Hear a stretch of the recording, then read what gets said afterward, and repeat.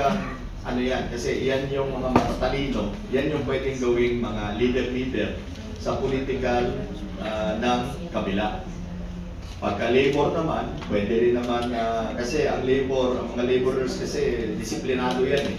Kontra sa peasants na nasa, o mga farmers na talagang ano lang sila, talagang yung susunod lang talaga sila.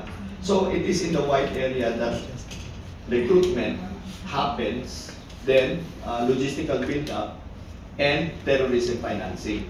So we're very happy in the situation of Central Philippines kasi kahit sa 8th Infantry Division sa Samar Leyte, there are also efforts.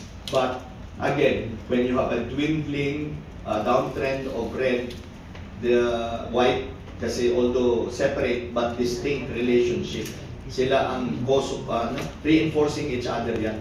So I think the effort now for white area is taken cognizance na by the DILG. So okay na yun. Yung CUCPD. Saan may ibig sabihin nun? CUCPD? O kala na yung CUCPD.